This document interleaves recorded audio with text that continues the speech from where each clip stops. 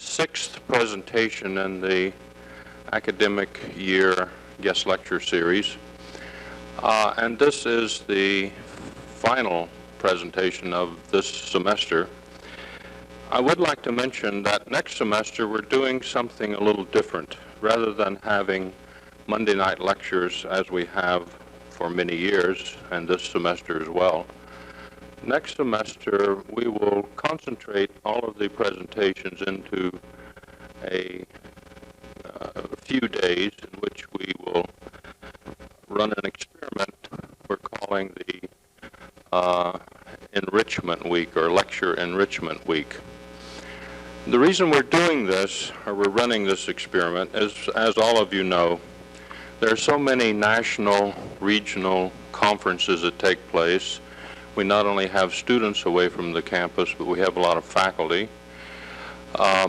We also have people involved in both graduate and undergraduate thesis projects, reviews, and so a suggestion was made that we run an experiment and see what would happen if we put these into a single week. So next semester we'll be doing something a little different. Tonight, our speaker is Stephen Risting. Stephen is a principal of the firm of Ratio Architects in Indianapolis. And as I mentioned, I believe last week, the firm is involved in the project just across the quad from us, and Steve will talk about that tonight. At dinner tonight, I had an opportunity, along with several students, to find out that Steve and my paths have crossed numerous times. His undergraduate degree is from Iowa State University, and it just so happens that a number of his faculty were colleagues of mine when I taught there a few years ago. He then went to Harvard, where he did his master's work, and just by coincidence, a number of the people that he knows there also are people that not only do I know, but many of you know. When I spoke with Steve several months ago about coming and participating in tonight's presentation, he asked, what should I talk about? What should I discuss? And I said, well, think about it from a student's point of view. What is it that a student would like to hear? And so tonight, Steve is going to talk about design and design process. And he's going to use 6 projects that Ratio Architects has either completed or in the process of working on to illustrate his points. So consequently, I'm not going to go through a long list of projects that they've done, awards they've won, and so forth. In the spring, Ratio Architects will have a book published on all of their work, and I think this is truly an accomplishment for a firm here in Indiana. I'd like to introduce Stephen Risting.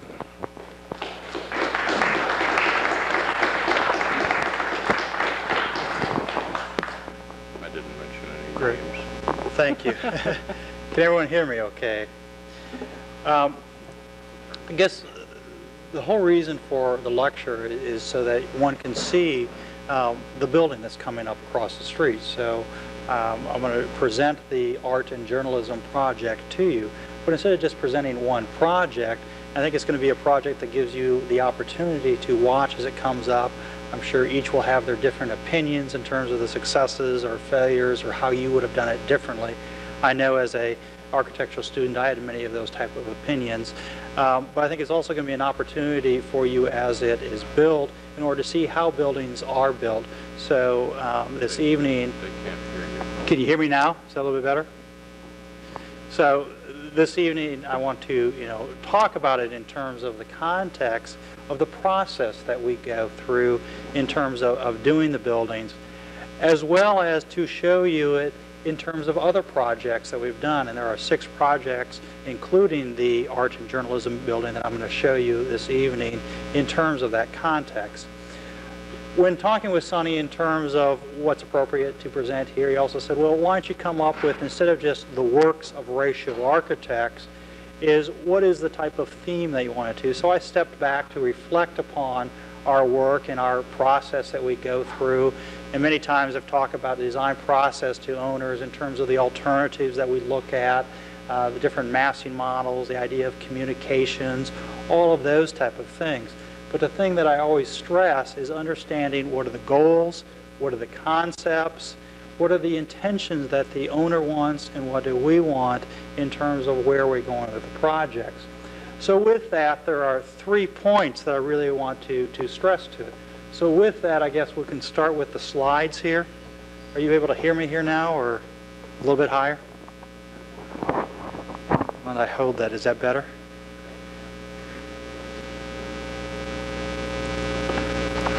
And what do I need to do to get started here?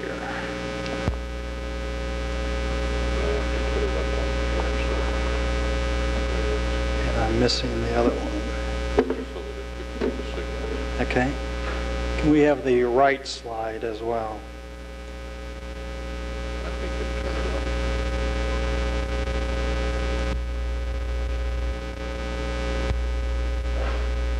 We need the right projector on.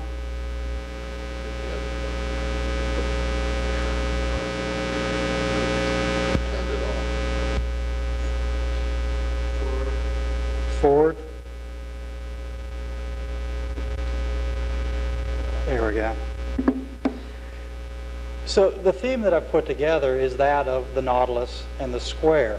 And the points that I want to make with the nautilus and the square is first the nautilus in terms of it represents conceptual design and approaches that we take. It's really kind of an evolution of the design process. It's constantly searching for what is the appropriateness for the design as it continues to spiral in terms of finding the answer. But it's the concepts and it's the research of those concepts that it really represents and what you'll see in our work. The square to which the nautilus is overlaid here is that representing contextual design. So it's a matter of how does the project fit into the surroundings, whether that becomes a urban surrounding, suburban, or wherever it might be. So just to look to some of my own personal passions in representing the nautilus and the square, to the left, the ammonites that I've selected of the nautilus represent kind of, again, that conceptualization.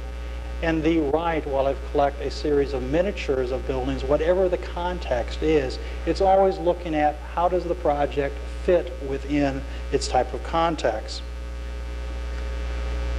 The third point that I want to make in terms of our work, and you'll see this throughout the type of work we do, and that's the influence of classical architecture on modern architecture. I've been labeled more of a modern architect by some of the clients that I've had, but there's a classical underpinning that's always been there. One of my favorite architects is Otto Wagner in Vienna. And what you can see here are a series of examples in terms of the classical architecture and the modern architecture to where what he developed. These two are of his home in terms of projects of apartments. The earlier work, and again at the turn of the century, was the classical inspired architecture to which he followed the rules of what are the proportions in those. And then to the right, that of more of a modern apartment building in terms of where he treats each facade slightly different, each has its own composition. Even some of the simpler projects in terms of him as an urban designer, in terms of how it fits into the context. But these are some of the subway projects. Again, on the left becomes the classical, on the right, the more modern type of approach. The dam buildings that he did in terms of, again, the classical. And even to take in terms of, I think, of at dinner we were talking about collaboration. The collaboration that he did in terms of engineering. The bridge is designed by him with his engineers, but is very much a collaborative process that's seen through there. And finally, two of my probably favorite buildings is the post office and church on Steinhoff, which I'll talk a little bit more in terms of how they've influenced some of our architecture. The first project that I want to present to you is the Christel Dehaan Fine Arts Building at the University of Indianapolis. It was completed about 5 years ago. The building is about a 60,000 square foot building. Three major components in it, including a including a 500-seat concert hall, an art gallery, the second component, that of the Department of Music, and then also the Department of Art. The Picasso painting on the right was an inspiration for us at the beginning as we searched for what was the meaning of the collaboration of both art and music, to which the three musicians represent here. But the study of it started with, again, focusing on the theater. And it was not just a theater, but a concert hall that we were looking specifically for music. They were moving out of a recital hall for only 100, and they wanted to go to 500.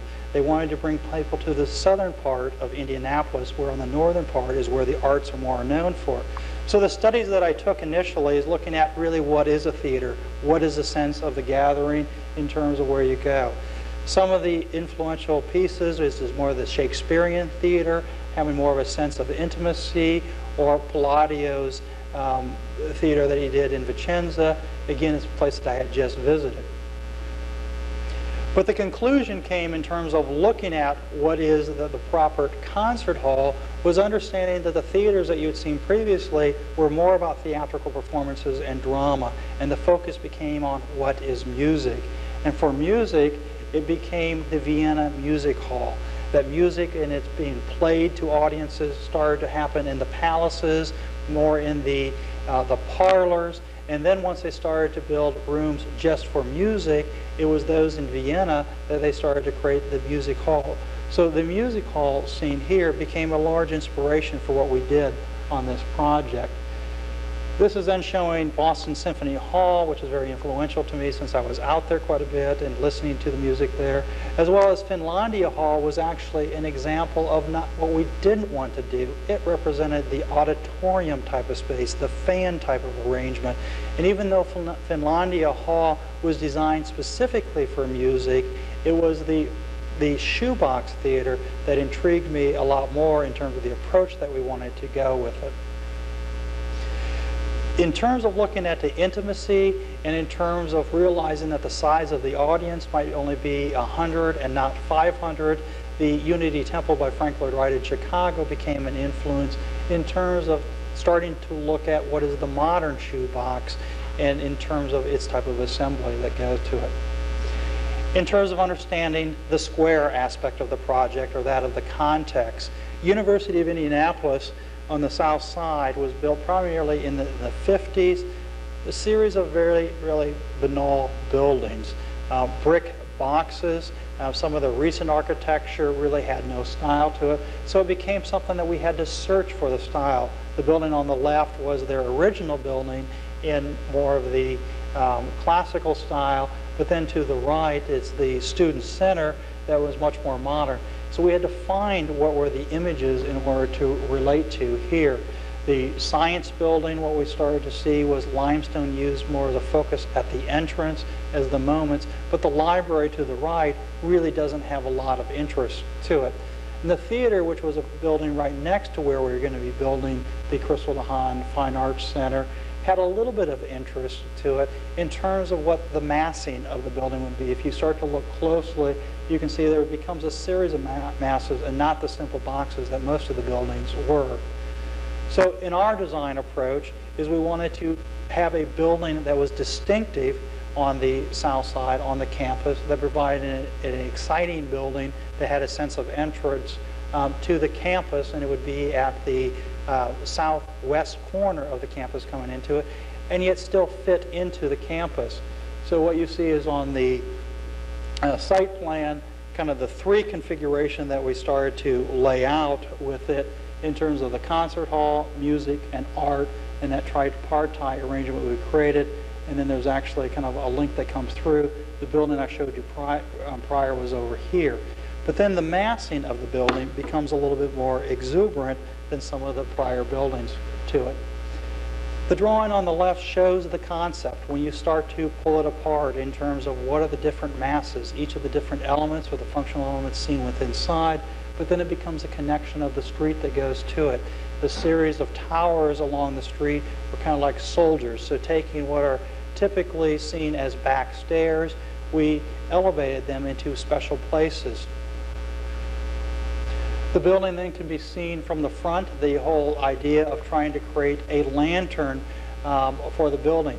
This is the front where the concert hall is with inside. The concert hall is basically a black box with no windows, and so when putting that at the front, the challenge is how to give it an exuberance to it. So we surrounded it with glass, which becomes a sense of the lantern. To the left is then the art gallery that projects out. The window pattern, that referred back to Mondrian paintings, trying to be more interested than simple grids that come around it. Here, as you can see along the main front street, is the exuberance of the massing that we tried to create. As on the right side, for the art galleries and the lecture halls, again, are windowless, then providing some of the windows on the upper portion, and then more towards the north. The next portion of it, with a lot of the practice halls, you didn't want to have a lot of windows because of the sound that would come into it, so we really looked in terms of minimizing that. So these are large blank walls. How do you treat those blank walls? We started to look at them in terms of articulation of pilasters, banding, brick patterns that go to it. We use the diagonal brick patterns in order to announce where the public places were. So for the art gallery, we gave that exuberance, as well as on the outside of the concert hall itself. The curtain wall, as I stated, is curved to the front, and then we relied upon the Mondrian painting in order to start to give some of the patterning to the window. And using a certain pattern, we actually then made it upside down, reversed it, all that to still provide the economics of the project, so similar window sizes, but to give interest in terms of the expression of art is to be found within. The main lobby inside is then off the window, the kind of the lantern area. It was a tight budget, so it was really about small space into it. And how to create an exuberance to that space, we used two-story spaces within. The organization of the plan can be seen on the right. Again, the kind of the three main elements, that of the concert hall itself, the practice facilities for music, and then art back here. Up front is the lobby, and then the art gallery that kind of sticks into it, and the art gallery over to the side there. The art gallery, instead of being just a simple box, as we looked at how it was the intersection of the two plays of the front coming through, and using indirect lighting from clear stories above and the balcony connection. So it's not just a place to be with on the ground floor, but to be seen from the upper floor to give the interaction there. On the right, you can even look closely at the carpet pattern. The carpet pattern is designed by our interior designers, picked up on the concept, understanding the Mondrian pattern that we were using to here, and then reflecting it on the patterns within. And then within the concert hall. The concert hall is back to the shoebox theater or the Viennese music halls, picking on the box. We were fortunate in order to have a nationally recognized acoustician as a part of our team as well, Jaffe Holden Scarborough out of Connecticut. They had developed reflectors in terms of acoustics and all those type of things, so we kind of pushed them in terms of this style, and they were intrigued by the research that we had done in terms of looking at how the building works. The thing that I learned on this project is much of the acoustics and the appreciation, or one of the goals we had from the university president, was how do we provide a double wow for the space. The first wow is when you first walk into it, you're impressed by the space. The second wow is when you hear the music within. And so it became a matter of really looking at all of the details within the space and understanding how it maintained the concept of the Viennese music hall, but maintained the qualities of it. So from the sense of the woodwork, the plaster, the pilasters, the finishes on all of the seats, all of those type of things were integrated, and really understanding the collaboration of acoustics and architecture really came to its fulfillment within this space. The details can be seen here, and again the reference back to Unity Temple, the simplicity of the detailing in order to, on a simple budget project, in order to extend it a lot further than what it is. It's how do you deal with flat surfaces is really the challenge we find in architecture many times, and very thin materials, and how to give it a lot more expression. But not to shortchange the rest of the building, and just to show quickly the art galleries to the back, is even there in terms of the simplicity of it. It's the indirect lighting, the expression of the structure, giving it the high ceilings within, using the diagonals that we had developed on it, which is actually relating back to some of the side streets that have that same type of diagonal pattern within. And again, on the upper floor, the concert hall, here the ring of the upper floors or the balconies all the way around it, then the rehearsal, and then the art studios to the back there. Then again, just even the attention to all parts of the design, the art studio windows, looking in terms of providing just even operable windows, which is something unheard of in modern architecture, it seems, but providing that back to it here. Or looking at where the northern windows are, giving them increased northern windows, and even as you look out, is controlling the views out. And then back to the stair tower, the simple stair tower, but making it into an element which becomes a signature of the building.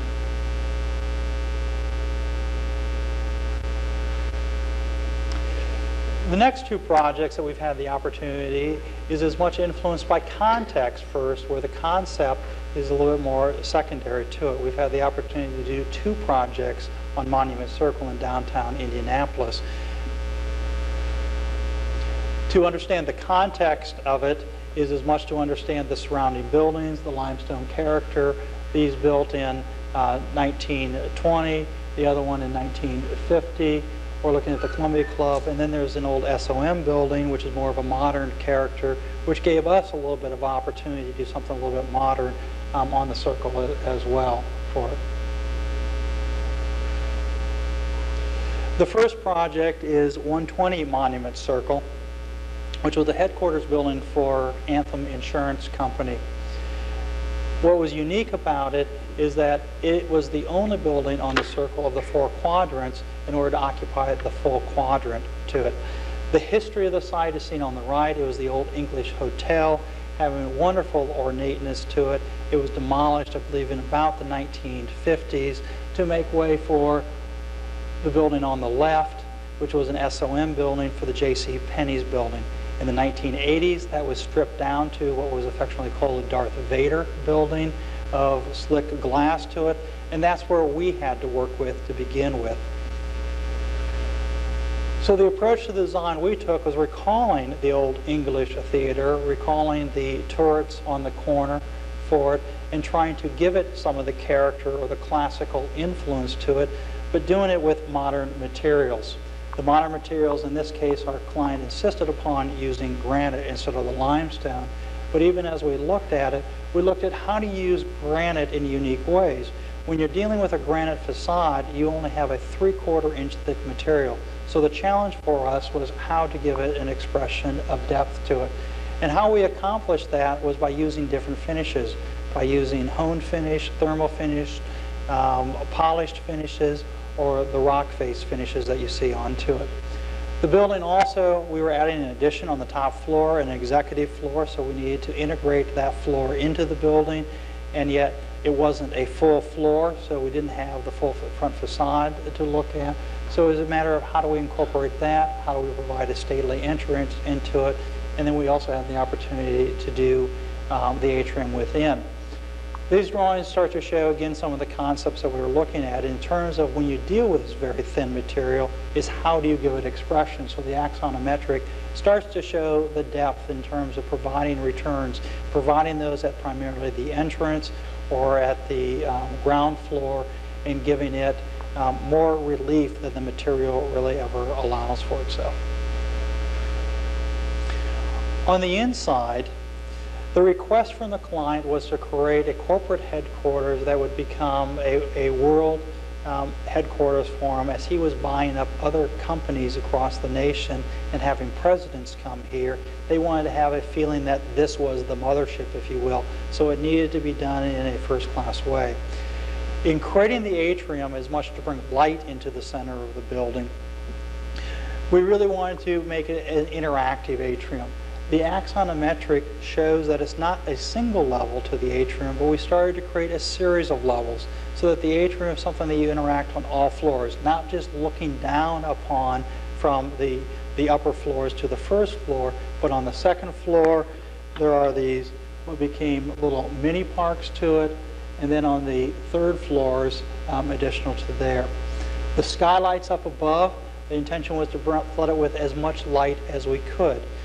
We were also trying to create it more as an oasis within inside here that became a lot more naturalistic than what is on the outside. I mean, Monument Circle is probably the most urban presence that Indianapolis can try to achieve to it, but he wanted to have something that was really reminding him of nature. So it was all about trout streams, the mountains, the natural type of feeling coming through. He wanted lots of plants being brought into it. The discussion of the atrium really focused not about simply being an atrium, but also how is it a conservatory? So how does one bring natural lighting into it? You know, how is it much more than that simple atrium to it? The design concept in here was really almost then taken from this urban solution and starting to look at it in terms of the finishes on the floor and kind of a popcorn effect, where it starts to pop up into larger blocks from the floor grid, and that popcorn kind of culminates in these large, rough stones at the very top, which refers back to nature and yet having a man-made presence. The culmination of it, however, is that of a polished cap being put onto it, and then a water spout coming into it, which then the water flows over. So it still is all about the man-made nature of it. It's not trying to literally put the mountain stream into it, but it's trying to provide reference back to it. The upper floors, as I said, the idea was not just to simply be an atrium that one looked down upon, but one in which you really interacted onto it. So it became, again, this kind of series of mini parks. The lush landscaping is seen on this one over here, and that really became as much for that kind of mini park. On the second floor, had a lot more trees to it than what you have here. The one to the left became more geometric because we weren't getting the same amount of sunlight coming down onto it with the southern sun, so it was more in shade. So it really had to deal with more of the shade garden aspect of what was being done within there. And again, just looking down upon it, one can see kind of the nature of the rock garden, what we had down there, the mini park in the foreground, the lushness that we tried to bring inside to it, but most importantly, as I said, the interaction that one has on all floors of what that atrium is. The second project that we just completed on Monument Circle is for MS Communications on the Circle. MS Communications is an Indianapolis-based communications company. Actually, when they started, it was MS Broadcast, and they owned 5 radio stations in Indianapolis. They also own another 7 radio stations nationwide in New York, LA. They're actually one of the top revenue radio conglomerates. They also have Indianapolis Monthly is published there, and then their corporate offices are here. Their goal was to provide a project on the Circle that stated who they were. They really wanted to express communications in terms of what they want. And yet at the same time, the challenge for us was how do they fit into the historic context of the Circle. But the first conceptualization was understanding exactly where they wanted to go. And when talking to the CEO, he said, I want to express communications, a very abstract thought. So after kind of looking at it further, the inspiration became to look at the physics of what are radio waves. So the AM wave and the FM radio waves became the inspiration of the themes that we used throughout the project. So kind of a reminder of your physics can be seen there. The second inspiration for the project on a conceptual level was that of their logo. Their logo had just been regenerated for them, and it's a simple square with the E skewed outside of the box. What it represented to them was thinking outside of the box. And so it became our challenge as we were fitting into this historic context in terms of how to start to think outside of the box that they had been given us. We looked back to the historic context of it. As much an influence on this project was not only the client, but there was city involvement. There was also a historic preservation group because of some of the federal funds that were being accomplished with the project as well, that they had a say in terms of what the project would go. We actually went through a couple redesigns of the project because of their different comments and trying to figure out what would please both the owner in terms of being expressive on the Circle and to the preservationists. When looking back to the history of the site, and again, different than what 120 Monument Circle is, where it occupies the entire quadrant, is here we're occupying only about a third of the quadrant. And the history of the site was really much more a lower scale type of presence. It was multiple images that happened along here. That facade, the journal facade, is actually maintained as present as and incorporated into our design. The two buildings, the site for Emmis is right here. The journal facade is still present there, but it has been stripped down of some of its cornice or lower pilasters, and then the two limestone buildings on both sides. The intentions of the preservationists for us was really to, how do we infill that? That was their requirement in coming through, in terms of how do we maintain that facade, or how does it become partial, and then we have the little guy off to the side. That was their preference, but that was not necessarily the preference of where the client wants to go. The influence also of Otto Wagner on myself in terms of the design is, how do we provide an expression of the modern based upon the classical influence of the site. So looking at the post office, is Otto Wagner looked at this contextualism, but he started to pronounce that the veneers of what limestone veneers are simply a veneer, and that they're no longer really the reality of the stacked blocks that they used to be. And so he expressed the bolts on the outside, which is then an expression of what is the simple veneer. But the other aspect is highlighting where the entry is still more of the tectonic type of approach. The tectonic is an expression more of the steel and the glass, more of the modern materials starting to be incorporated into it against the stereotomic notion of what is the stone itself.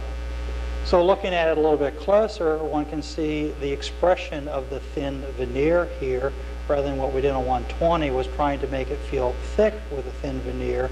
On Emmis, we looked at what is the opportunities to express it as the veneer itself, and to look at it in terms of unique ways of the cornices. And again, on the post office, looking at the structural expression, or more the engineering expression of what those cornices were.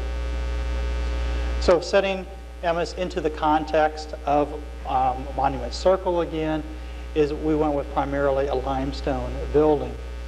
The composition on the outside is then drawing upon the history that its multiple buildings have been here, and instead of creating a single facade, we chose to create multiple facades. The multiple facades did a couple things for us. We wanted to create a building that had the overall identity for Emmis, but at the same time, we still wanted to have a multiple identity to who they were. That they're a multiple company of 5 different radio stations within, that Indianapolis Monthly is a separate company within, and that the corporation is separate. So with that, just from the composition, the 4 compositions we have, the historic facade here of the journal building, which was recreated. So it really was a historic preservation task force by using old photographs to see what were the details on it. That became the building representing Indianapolis Monthly. The tower itself then represents Emmis as a corporation, as a total, tying things together. The facade behind, the glass facade, is Emmis going into the new millennium, expressing more of the modern character to it. And then we have a 4th facade in front, which actually becomes a screen wall to a forecourt behind it to invite people in, to encourage them to come in. It's also a future connector to the mall in the future that you'll see on the inside in just a little bit. But then we also wanted to provide individual identity for the different stations. So each of the different stations are identified by the signage along here. Again, the 4 facades. The detail of the curtain wall facade is seen there, as well as the historic facade, the new facade, and still using the detailing to start to announce it as Emmis going into it. Now the reality is, we know that corporations do change, buildings have different identities, but we wanted to make sure there was a strong identity for Emmis. So we incorporated that into the limestone as well as into the signage. But in the future, that still could be changed out if it needed to be. The curtain wall becomes expressive of the radio waves again. If you look closely at it, you'll notice that the rhythms along here start to vary. So it's all about the FM waves that's going to be expressed into it. And all of this is then contained in the horizontal, saying it becomes a series of FM waves that goes across it. The fins that come across, The details of those are brushed aluminums that again carries that wave theory through it. On the 7th floor, the terrace on front is set back, and then we interpret that as a modern cornice. Again, looking at Wagner's post office, realizing the structure to it. We took it a step further, obviously, in terms of using sandblasted glass and stainless steel cables in order to create the crowning type of cornice, but not being literal to it in terms of what the older buildings are. The expression again of the curtain wall, and here above the forecourt is a trellis design. The trellis design then represents the AM wave, having the varying wavelength to it, and then provides a little bit of a cap or enclosure to the forecourt that's in between. You're looking here then at the MS Tower, the limestone tower, and then looking closer at it, again you can see the sense of what this is more of a modern application of the veneer, again referring back to Wagner and the expression of the stainless steel bolts, or expressing that of the fasteners and realization it is only a thin veneer to it. Along the street front is about the different aspects of where the limestone is, the tower in front being the more modern application, the historic building which is restored with the journal facade, and then in between the two is really kind of a moderation between the two, starting to have some of the classical pieces of cornice and those, but still doing it in a modern sense for it. Again, the details of the journal facade up front, the lower portion, the pilasters, are all recreated, or the Indianapolis Monthly, the upper portion of the top of the facade there was all recreated from historic photos. So again, it was the incorporation of the historic preservation aspects within the facade here. The forecourt is as much about the interaction. We were able to take the opportunity to create 2 studios on the main, at the sidewalk level, so it became windows to the radio waves and provides for the interaction. We found out nationally only one other place has that, and that's up in Chicago. Otherwise, radio stations usually are hidden within the buildings. So within the studios become, as I said, windows to the public, so that you can almost create a type of interaction in the understanding of that. Again, our acoustical knowledge that we gained from Christel Dehaan was applied into here, and understanding of how all the acoustics work within the spaces. The floor plan can kind of show the difficulty of where the site is to it. Monument Circle along the front, we actually only had 120 feet of actual frontage. The building then comes back actually to Illinois Street. We're also building this above a city garage. So the city garage kind of sneaks back behind here, and then the rest of the building is built within it. Indianapolis Monthly off to the side, behind its historic journal facade. We gave it its own identity inside and brought kind of the inside in with the curtain wall coming through it. We wanted to create a grand space inside, a civic space, of space that had identity not only to Emmis but to the city as an extension of the circle. And so that is where kind of the space in the center became. With the garage, it really wasn't usable space, and so it was fortunate in order to have the collaboration with the city in order to create this grand room that has 2 escalators which at present appear to go no place. In the future, the intention is, with the Circle Center Mall down here, that this will be a pathway to the mall through the Emmis building. So within the atrium space, it really is about that relationship of the inside and the outside. Again, the forecourt can be seen through the limestone front facades, come through to the inside here. Again, the theme of communications is seen even on the floor. We took the imaginative approach of assuming that the monument itself were a radio tower, and kind of that 1950s image of where you see the radio waves emanating from the tower. We then laid that onto the floor, so it starts to say this is about radio, and it uses the arc in order to imply that, as well as the arc obviously implies to the curvature that is of the monument circle itself. So it again kind of continues on through. The reception desk in the foreground is the logo in its abstraction, and so it again is the square with the E skewed out of it to emphasize thinking outside of the box for them. The interiors, one of the things that we found unique about our practice is that it's not just doing the architecture, but it's really taking the themes to the inside. On this project, we had the opportunity to also design all the interior spaces, as well as select all the furniture, again, appropriate to the theme or to the high-tech notion of what the communications was into here. For Indianapolis Monthly, this is kind of the internal facade for them, so it invites you in. It gives them a lot more front exposure. It gives them a front door. It gives them an independent building of MS as a corporation, which their preference was to have their own building, and yet it's still part of the corporation. Within the lobby, the arcs of the terrazzo floor continue on through, so it becomes about that connection of communications, and then the arcs are used within the walls in order to become expressive elements inside there. On the second story behind the facade, because of the extra height that we had to use with the garage behind it, we were able to have 25-foot high spaces. So this is the art studio for Indianapolis Monthly, so they were really able to create kind of this grand space, or the more of the art studio type of space within. One of the things we were always focusing back to was the context, relating back to Monument Circle. So it becomes a series of layers that always look back to the circle, to the context, or to the natural light, to the sources of it.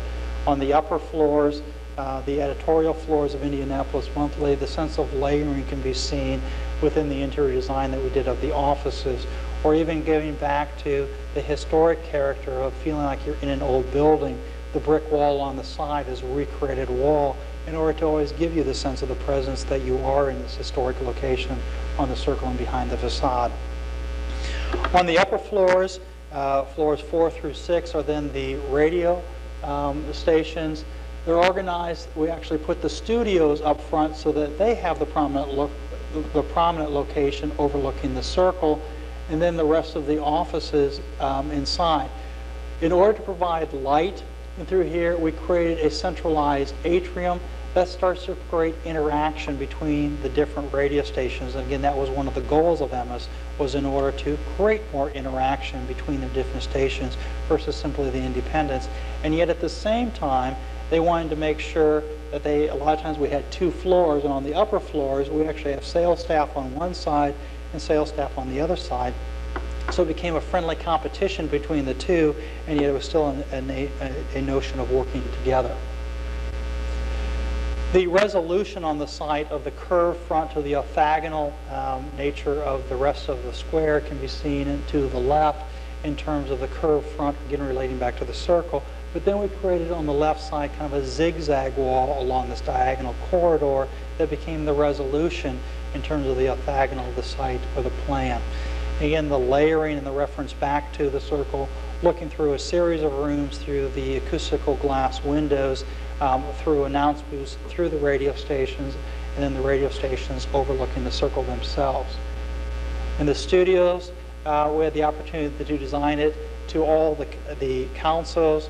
We had the influence on the design, the selection of materials, the details. Even the edging of these studios refers back to the fins on the outside. So maintaining the sense of detail throughout it. Using even to a minute detail, corrugated plastic laminate, because it again had the sense of the wave notion onto it. We carried that theme throughout the project.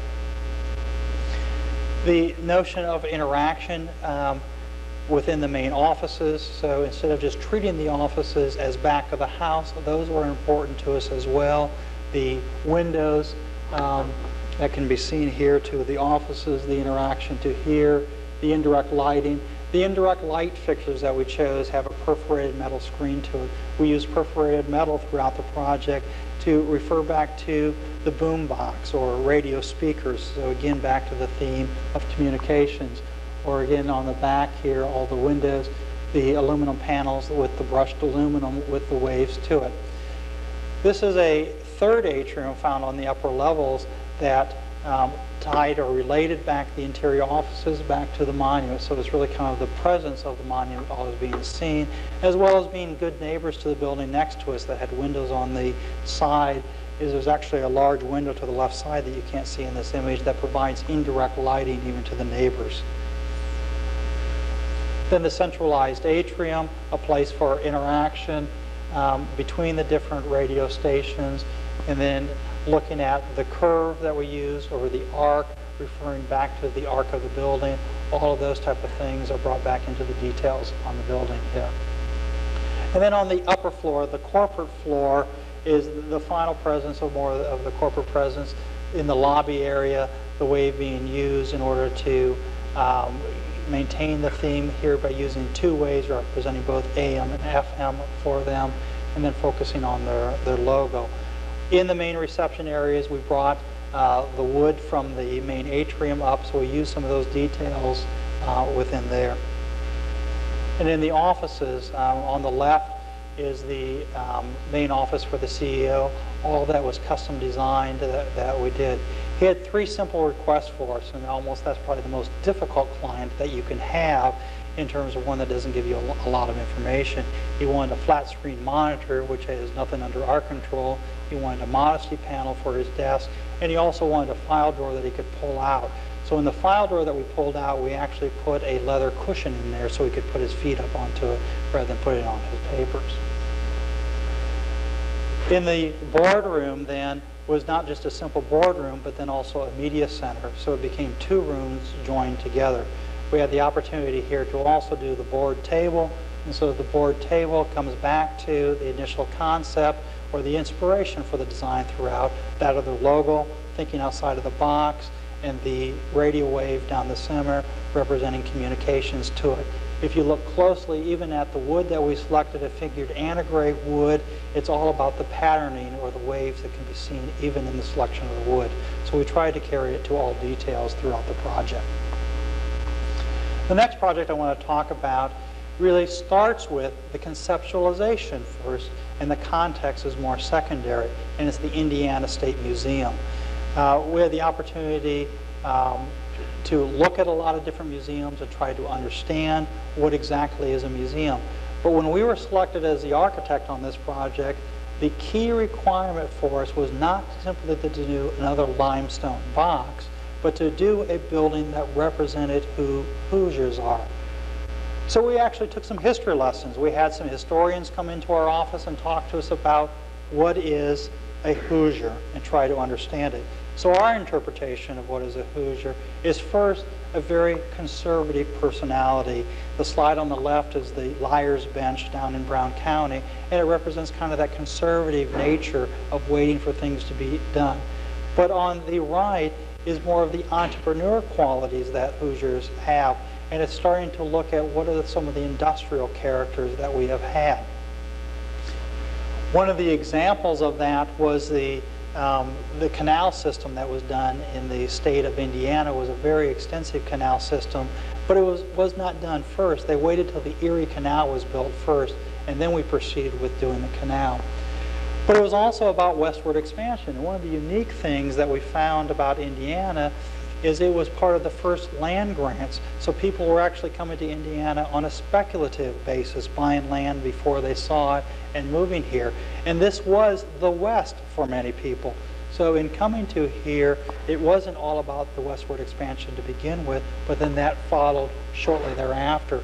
As well as the West Baden Hotel was a place that people would come to, and it really had an international presence. The second component that we looked at for this project, or the concept, what is the materiality of it? As I stated, one of the requirements was that it was going to be a limestone building, but they did not want a Beaux-Arts limestone building or just a large limestone building. So we looked at what is the essence of what is limestone.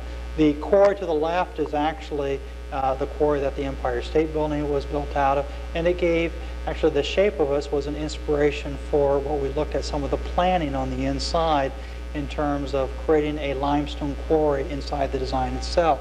But we also looked at the nature in terms of how limestone is quarried, and in terms of the different drill marks, and as we will be incorporating that actually into the front facade of the building. A couple other materials though that one doesn't think of initially with Indiana, but that of brick. And more after the turn of the century, Indiana was a large brick manufacturer, not so much today, but it used to be. So these are some of the old brick kilns we found. The metal strapping on those kilns interested us. As well as steel, and especially when you get up to Gary, Indiana, with the steel industry up there. And steel became an important element that we were looking at for it as well. We also looked at the engineering that was found here. This is an example of a Wiffle Bridge that was designed here within the state, and it's something that we actually incorporated that into our design. The site, the context for that is the White River Park, which is in downtown Indianapolis. It's kind of unique as a park in that it has a series of buildings with it. It is along the White River, but the series of buildings that we're setting it on and the location of it can be seen here. It's where the museum is, the White River along here, the park with all of that. The new Victory Field being built here, the Idle George Museum, Michael Gray's NCAA, and then Military Park. So we had a lot of context in which to build this building into. The canal, very important to the history of Indiana, having the fortune to build along it, and yet looking out to it to kind of the park-like setting. They wanted to make sure that first and foremost, this building was a part of the park and not over-dominating the park setting. Two buildings, the Otto Wagner Museum, very much an object-like building. Its collection is Southwestern art, and so it is in the vein of very much being an art object of itself. So we had to look at the relationship we had of it. In front of us was a building that we inherited, that we had to incorporate into the design. It was actually phase one of the State Museum that was hurried about, which was building an IMAX theater into it. So we had to start with the IMAX and figure out how to incorporate it into the design. And then to the left of all this is then Michael Graves' NCAA building, which has recently been completed. As well as the foreground of this, where we have the large park, actually that's all underground parking. So we really had a limited site that we were going to be working on. Here's Michael Graves' NCAA building that we were then building next to. As well as being a state project, they wanted it to relate back to the state capitol. One of the requirements was that when you stood in the museum, you would be able to look back and see the dome of the Capitol. So this became a very important vista corridor to the organization of the building that we were going to be looking at. So in terms of the approach that we took on this project, again, the siting of here, and actually the building crosses the canal to a secondary building or support building that comes across.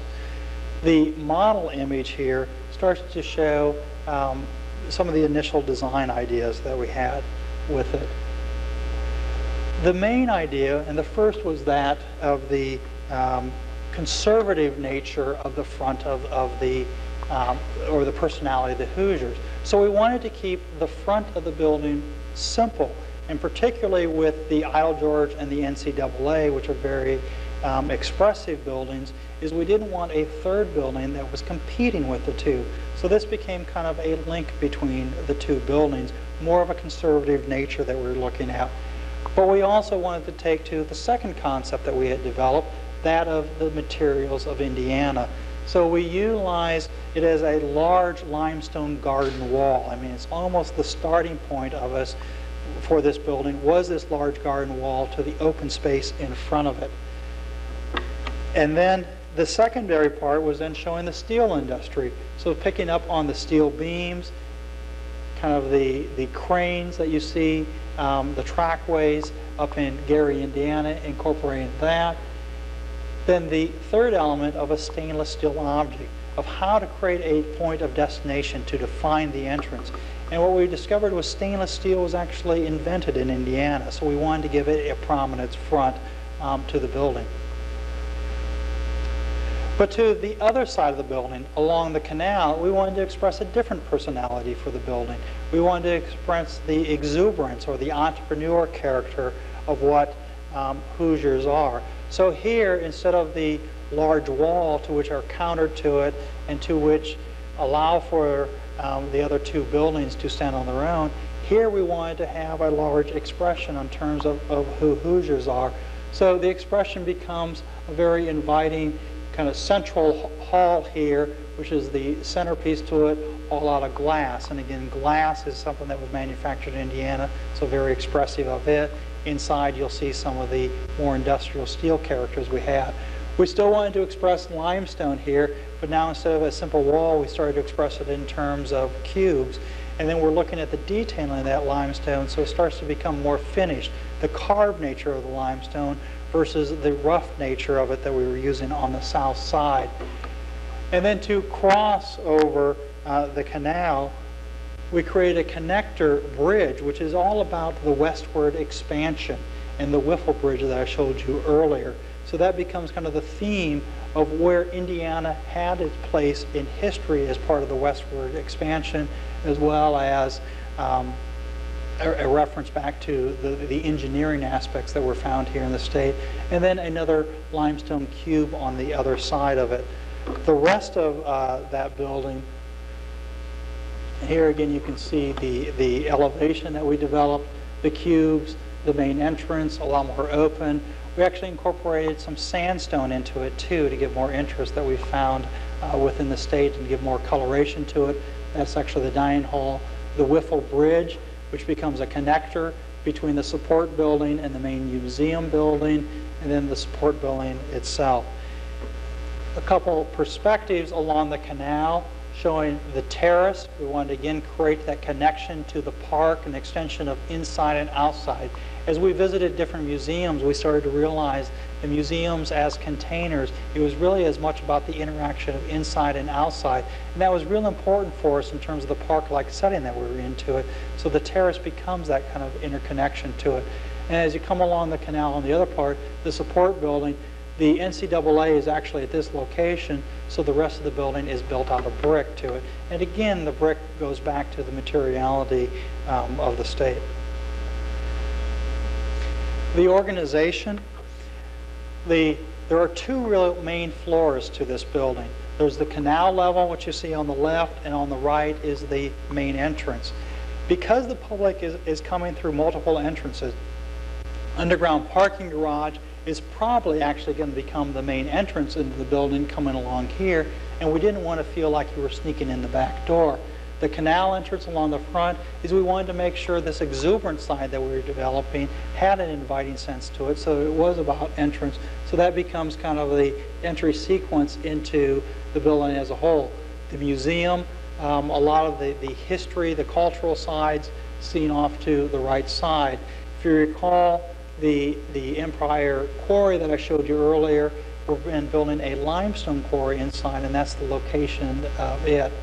But the second floor is as much a part of the first floor, the second floor. So this space really becomes a two-story space in order to provide the type of interaction to it, the museum qualities or exhibits still up here. Now you can start to see the expression of the different cubes looking down upon the limestone quarry. The IMAX Theater, we chose to entirely engulf it. So the limestone wall is in front of it, entirely hiding the architecture behind it, and then incorporating that into the design. When you first walk in, and probably the majority of the people will be coming from the underground garage, we wanted to make sure that that was an interesting space coming to it, so we wanted to bring light down into it. So the stainless steel volume, which is actually a museum store, we created as a two-story space, creating waterfalls, interest, light coming down into the subterranean entrance. As then you continue to walk through, you then have the views out to the canal and an inviting stairway to bring you up. On the left, again on the main floor, one sees the stairway. The expression of the structural steel can be seen with the bridges coming across. And on the right is on the main entrance from the upper floor. That main entrance will primarily be used by those dropping off or the children coming in school buses. There was also a requirement we had in order to provide a historic facade into the design. We chose to bring this historic facade, which is seen off to the side right here. It's a recreation of a school that used to be on the site that was demolished. A lot of the terracotta was saved, and we'll be reconstructing that. Behind the school, we literally wanted to bring a school. So we have multi-purpose rooms or the kids, when they come for their orientation, can go through the front door of the facade. That becomes their orientation before going through the rest of the museum.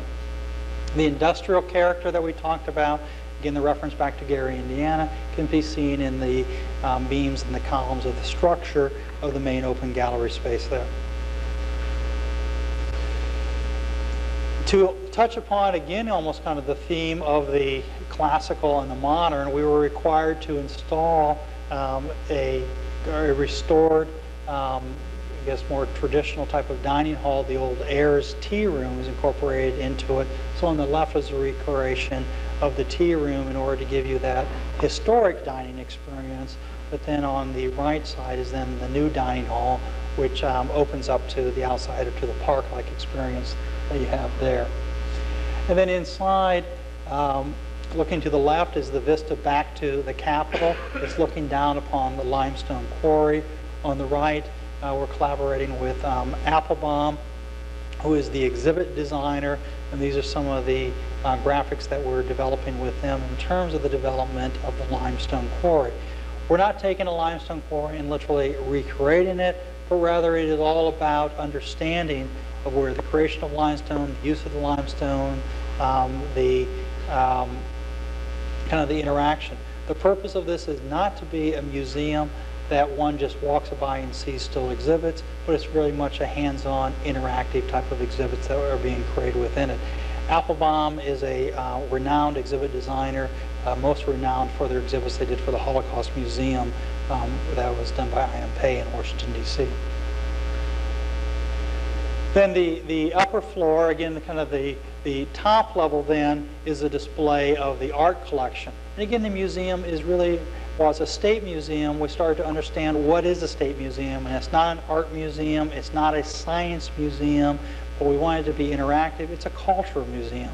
And in the culture, we're looking at kind of the history of Indiana. We're also looking at some of the artwork. So in providing the limited art galleries, it's on the upper floors.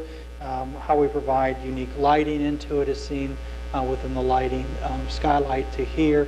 And again, kind of the controlled lighting that can be found in the upper galleries.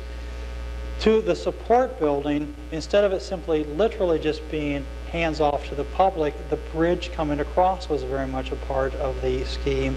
And so that is a public access so that they can go to what is called the Indiana Treasures, so you can actually see what is in the collections.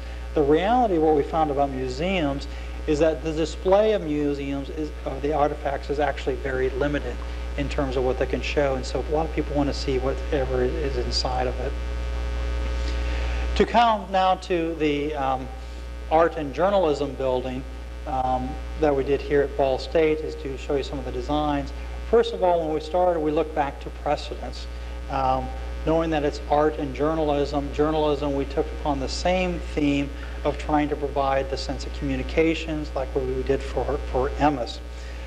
The reference back that we look to then is what is an art studio to it, or what is a school of art. And looking back to preferences, we looked at McIntosh, the Glossville School, the northern windows, the large windows, that becomes an expression of what is an art school to it. Even the notion of creating an interaction. One of our goals in this project is to create a sense of interaction between students and faculty, to create an environment that fosters creativities. And so it's about where is the display found within, or what is the connections inside that this stairway represents. Another project we looked at was a project that Le Corbusier designed in Paris, a small little studio. And again, it was kind of the corner windows that really attracted us here, or on the outside, kind of the shed roof, and where are the clear story windows coming into it. How do you bring light in unique ways, and how do you control those type of lighting for the studios? As well as we looked to Bauhaus in terms of more of the modern influence and what were the characters that were found there, and the rawness of the inside. Our initial idea, and a lot of things that we're going to be following through on in the project, is exposed concrete columns. And yet there's a sense of not wanting it to be quite as raw as what is here at the architecture school, but to allow a little bit more finish on the inside of it. The Bauhaus stairway, again, kind of the connection to it. We also did a series of site visits in terms of understanding the art school. The photo I wish I could show you here is the Toledo Art School that Frank Gehry did, which was a very, again, object-like building to a very expression building for it. But when we walked and visited the school, the common complaint was everything was sacrificed for the art of architecture, and the reality of what was happening in the space were not realized, and they felt they were shortchanged in terms of the functions within. But to our surprise, there was another little Frank Gehry project that was designed. It was a three-dimensional art studio, a very simple little shed building that he did that really became an inspiration for us in terms of the simplicity, the functionality that was provided for that project.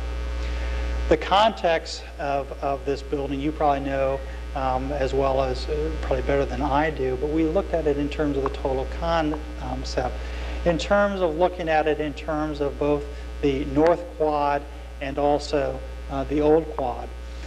One of the things that was stressed to me was we were looking for a distinctive modern building that would fit within the campus. And when the Vice President made the comments, is even as they have just changed their logo from more of a modern logo to a more traditional logo, he wanted to remind us that there was a tradition that was on this campus. So it was very important that the new building that we were providing fit within the campus. And yet at the same time, we wanted to make it distinctive. Another important goal that we were looking at was looking at the site and starting to understand the buildings that were here.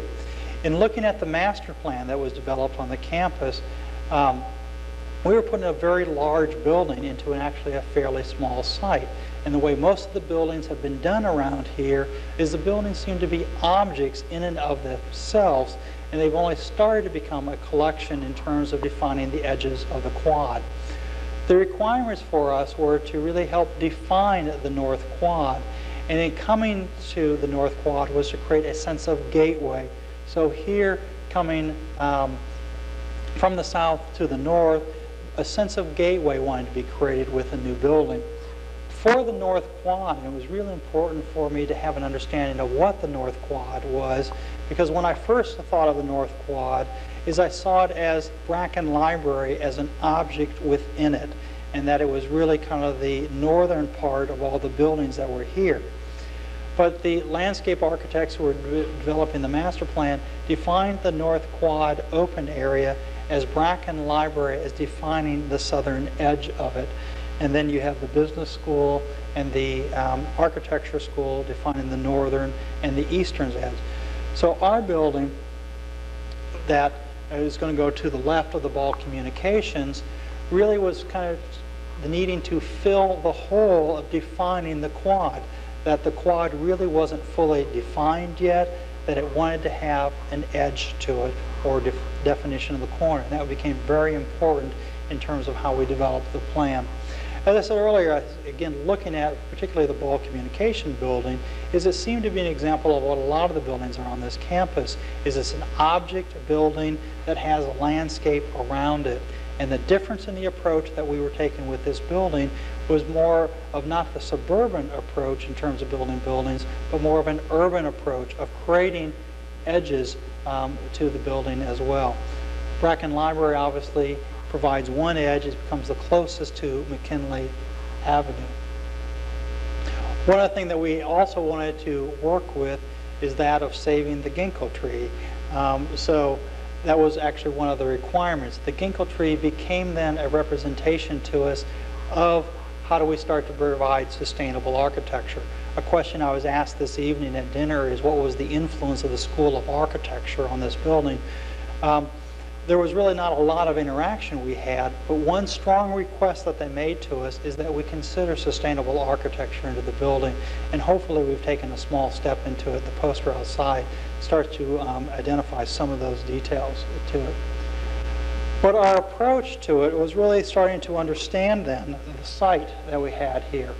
So as we started to realize that North Quad is here and we're defining the edge of North Quad, we also started to look at it more as an urban building. So it's not a building like the other buildings used to be that had all the landscape around it and it had that grand staircase that came out to it almost as an object.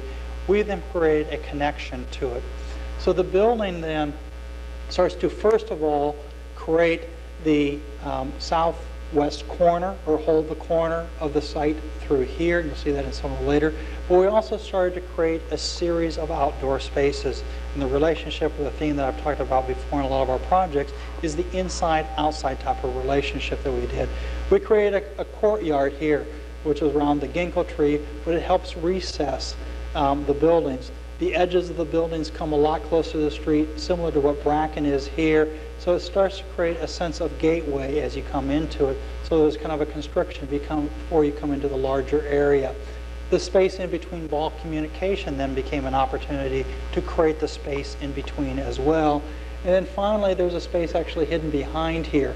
This is the three-dimensional art studio, which we learned from Gary's Toledo building, to keep it as a simple industrial type of shed, but then to create a work courtyard outside of it.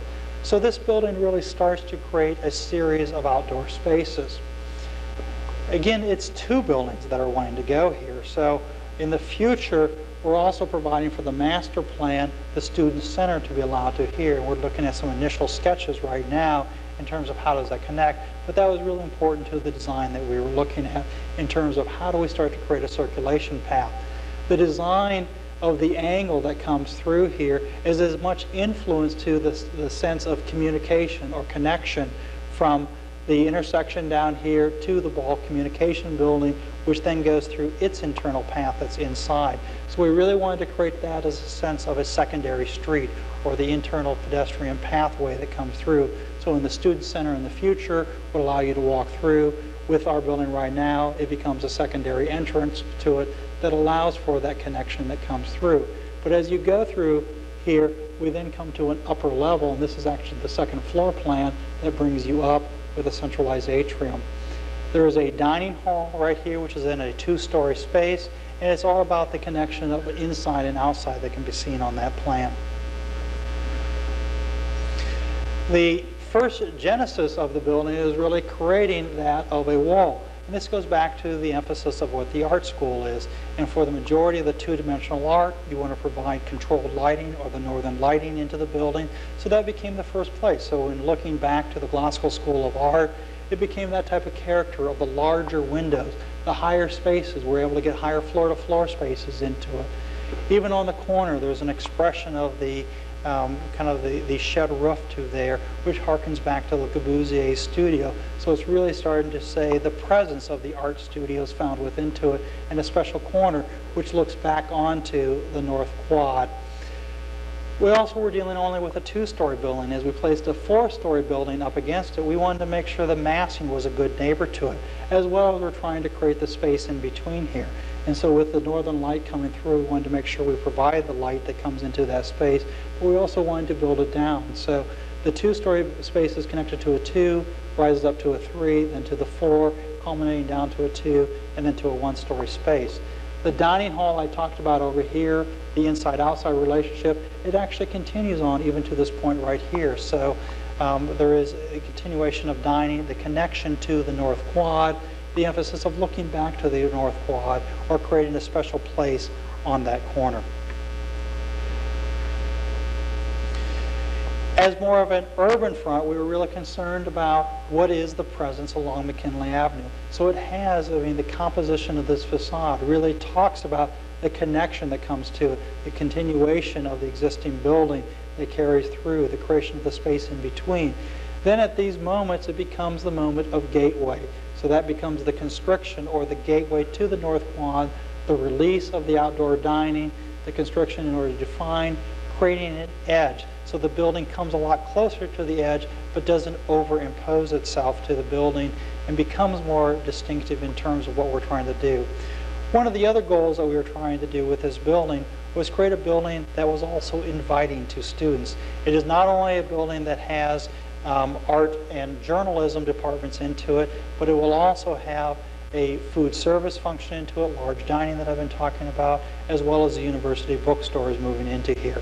So it really wanted to be a building that along the path starts to invite you in. So we really looked at in terms of how is that entrance starting to pull you into the building, into the internal circulation. How is the glass wall something that's fairly open to it. And again, back to the northern wall or to the entrance, back to the expression of the art building, and again back to McIntosh and the School of Art in terms of what that is. Just a series of different images, looking again at the main entrance coming into it.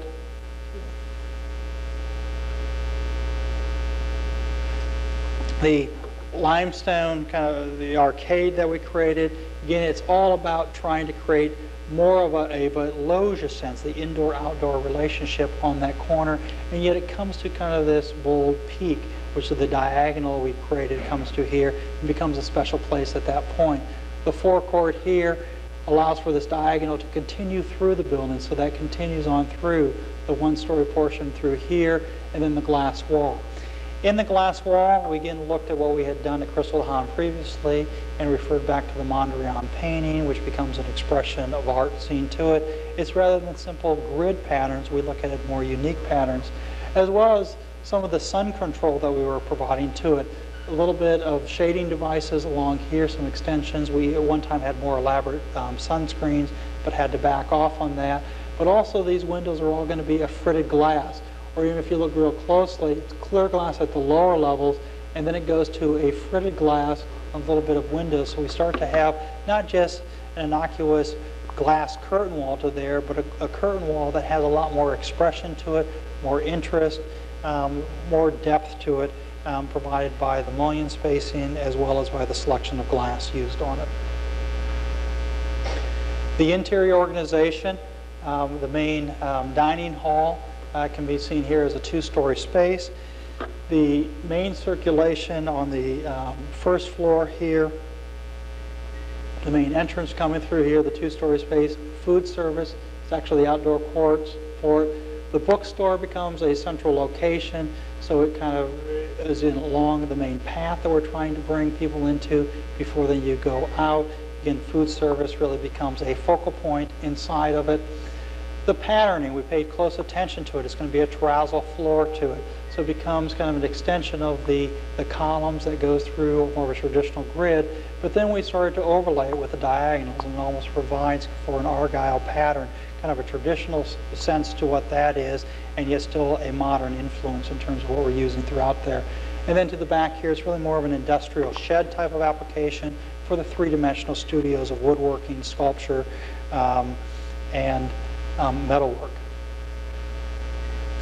The second floor is as much about this internal circulation spine that we have, which is coming from the ball communication, comes along, but instead of just being a long, boring corridor, we wanted to then kind of make a shift to it. So at this moment, you go into the shift of the art wings, if you will, brings you to a centralized atrium. That atrium connects all the floors.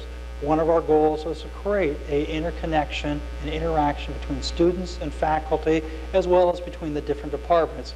And so what we really felt was important, and again what we saw from the precedents of the Bauhaus and the Glasgow School, is these large open stairs that start to create that sense of communication between the different floors through here. This is actually looking down from the fourth floor. That becomes an open gathering space on the fourth floor. But then this corridor continues on the second floor, and that'll be a future connection for the student center as well. On the third floor is primarily the Department of Journalism, also with some art studios along here. And then the connection becomes, journalism is really represented by the diagonal coming through at this time, the atrium space connecting the different floors through here. In terms of the classrooms, we're wanting to go more interactive type of classrooms. And so the classrooms are designed in more of a high-tech manner in order to allow more high-tech functions to go within those. And then finally on the fourth floor, the simplicity of the plan is seen with the long wing, the simple organization of all the two-dimensional art studios relying upon the northern light coming into it, where on the other side of it becomes faculty studios, offices along here, the art administration, and then more of an open space again for interaction, for juries, for crits. The corridors along here are more expressive. Instead of just being long, we started to create a series of pavilions or display spaces that come along. So we want to break up the corridors as we go through it. The last project that I want to show you is one that's currently in design, and it's a Catholic church for St. Bartholomew down in Columbus, Indiana. This church is very much overlaid with both the nautilus and the square, and almost literally becomes that in its plan. It represents the contextual approach that one needs to approach the design, as well as a conceptual approach. For Columbus, it was two Catholic parishes coming together into one church. So their need was from two church spaces that were approximately 300 seating to create a new church that would have over 900 seats within it. The first question for us is, what is Catholicism? Understanding what the religion. And when you think about the study of architecture that we've all gone through, a lot of our study goes back to looking at religious architecture. So in trying to say, what is Catholicism, we went back and looked at St. Peter's and said, what are the nature of what is that church? One of the things that we started to suggest in the distinction of Catholicism versus the Protestants is that instead of simply being a church, it is a complex. Many of the Catholic churches also have schools attached to them. In this case, we were going to build on a site that has a school. And it's all understanding about that it is a series of buildings. It is about making spaces, courtyards, cloisters, those type of elements can be found. Within this space, obviously, St. Peter's is a cathedral, a much larger type of space, a total lack of intimacy within it. But in terms of looking at the artifacts, two artifacts started to really become special to us, or understanding what is Catholicism, and that is the crucifix and that of the tabernacle were very important elements of what is Catholicism, distinguishing it from other religions. But we also looked at the history of what the building form was, and particularly when dealing with Catholicism, the new influence of Vatican II. But first of all, starting to look at what are the components of the Catholic Church, and that was probably exemplified in Pisa in terms of the campanile, the cruciform, the Latin cross arrangement of the church, and the baptistry. Those used to be distinct elements, each of their own right. And so those became elements that we wanted to look at in terms of what our design was going to be incorporated into here. We also looked at it in terms of what is the materiality.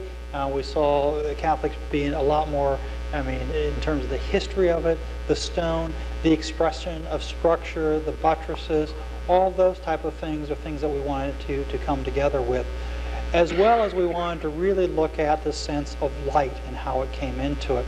When dealing with the parish down here, they really talked about wanting to be traditional and not too modern, even though it's a community of very much modern architecture. And it gave us a lot of struggle in terms of where was the right solution to be found here.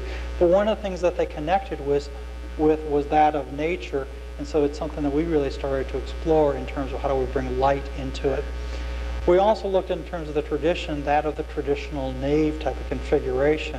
And we really struggled with trying to understand the nave configuration to the more centralized plan of the Vatican II's type of request to it. But in looking at where are some of the great architecture or the influences on it, again, the influence of Otto Wagner was very strong in terms of the traditional type of forms that he had in terms of the plans, and yet using modern materials onto it to create more of a modern expression. The inside, again, bringing lots of light into it, a lot more airy than what were the type of cathedrals that have to it. Ronchamp, in terms of, and again, it's a much smaller scale, but of all the architecture that I've ever visited, it's probably the most moving in terms of the feeling of what is the expression of architecture that can be found into it. As well as Stephen Hall's latest project, and again, it's a small chapel, but he really exemplified or understood the characters of what it was Catholicism and applied it in very modern ways to it. And it was all about in his exploration, looking at St. Ignatius and trying to understand the characters of the saint in terms of what his preachings were. We searched for the same with St. Bartholomew, but were unable to find that type of link to what we were really looking for to it. But with this project, again, at the placement of the altar, the details, the tabernacle, all those type of things became very expressive to us. Columbus, Indiana, obviously known for its modern architecture, so it was really a lot of influence in terms of where we needed to go to it. We knew we had a daunting task in front of us in terms of providing a piece of architecture to it. I had just been to a national design conference in Cincinnati in which they were touring Columbus, and I realized kind of the pressure on my shoulders in terms of providing a new building here that would be worthy of architects coming to visit to it. In terms of the two Saarinen, I mean, a lot of the identity that's found here can be seen in these two pieces. And the North Christian Church on the right is only a block away from our church, which we'll be building. One of the things that was kind of interesting, or a story that our client told us, as soon as we received the commission, he was telling us the story about Saarinen in terms of designing the church, and that Ewing Miller gave him a call and said, I'm waiting for the design. It was in through a long delay process. And Saarinen responded is, well, it takes time to design a church because it is very special to me, as well it is very important for me to do it as a project because it is the answer for me to go to heaven. This was his last project, and he died after that. And so in one sense, our client was telling us that this was very special to him, and that they weren't the only client, but we had a higher client and also to answer to here. But the other aspect about Columbus is that it's still traditional. And this is what the parish kept telling us is that they are a traditional type of parish. They did not hire a national architect just to create them a monument to here, although we did go through a limited competition to which we were competing against a couple of Chicago architects in order to win the commission. But they were very much looking for it to have this sense of tradition. They weren't trying to simply build a modern edifice to it. Our neighboring buildings is a series of school buildings. Lears Weinzeffel had just done an addition to the Ben Weiss building, so we are building right next to some of the architecture. These are the two parish churches that they were coming from. The one on the left is a very traditional church that has a lot of sediment to the parish, as well as the one on the right is a more modern type of church. It is on this site that we'll be placing the church, and we'll actually be demolishing that worship space. So in terms of the site, in terms of the project that we're building here, this is the site that we're building. The church, or the school, the Northside School, the Weiss School, and the Lears Weinzeffel additions are here. Smith Elementary School over to here, and then Saarinen's North Christian Church over to there. All of this is the park-like setting of what North Christian has to there, to which we are right next to. Where we concluded is looking at the site, an existing school to here. The existing oratory is actually right down to the southern part of it, is we concluded to bring to the northern part of the site the new church up here, so that it became a symbol for them, or had its own identity, and yet was still connected. The master plan actually allows for an L-shaped building which goes to a courtyard, so we started to look to, again, what are the nature of Catholic facilities. It's more than just the church that becomes the centerpiece, but it's also a series of complexes. And we're also adding a new gymnasium to it on the south side. This is showing the context, the open field to which we were placing it, and again, the simplicity of the school that we had to work against to it. So the design that we came up with, and you'll see it in the plan here in the end, was really to create a space that is a spiral that comes around, and as the roof comes around to the higher part, it's a series of quarter circles that keeps coming down to provide an intimacy within. It then has two large windows to the north and east, allowing a lot of light to it. The whole idea was to create a garden wall around the perimeter, which creates an interrelationship. The expression of pilasters of the wall, given the expression of structure that we had seen like at Notre Dame. The campanile became an expression of the church itself, and the cross on the top. The campanile is incorporated into the structure, though, here too, some of our original designs we had as a separate piece, and we then started to incorporate it so it wouldn't be a piece that would get lost in terms of the overall design of it. As one flies around it or looks at it, one can start to again see the campanile, the entry, the support buildings that go with it.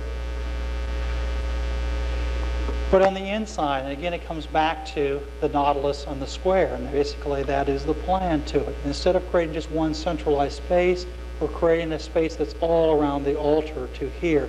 But the nautilus became the inspiration to the connection to nature, which they talked about. So the garden wall goes around here. The windows to the outside, or the windows that reflect back to the narthex out front to it. It's all about procession coming from the outside in, so that the procession starts through the narrow opening, coming through the narthex. At this point, the baptistry is actually seen as a separate structure within, to bring special lighting to it, referring back to where the baptistries used to be at the main entrance to the building as a separate structure, but incorporating that into the inside now, and then to continue around to the main central axis to it. When you look inside here, then the tower, the campanile, becomes not only the structural support for the whole church itself, but it's also then the spiritual support where the tabernacle and the crucifix, the essence of what is Catholicism, are then expressed for right here. And again, in creating a large space like this for 1,000, we wanted to try to create a certain sense of intimacy. And that intimacy within the large space is, how does one gather as close as you can to the altar, as well as how does one start to come down with the structure in order to give it a little bit more feeling of intimacy within. So finally, in conclusion, I guess, in terms of what these projects represent, is I again come back to the nautilus and the square. In terms of the projects as we proceed, we always look at what is the concepts that we're trying to bring into these projects, what is the context to which we're building those projects are, and what is the influence to it. And coming together with that is as much to our logo with the golden section, which is the square and the nautilus brought together. And then it's through that that we then start to create our own style and our own expression in terms of the work that we do at Racial Architects. With that, I guess I'll open it up to questions or anything.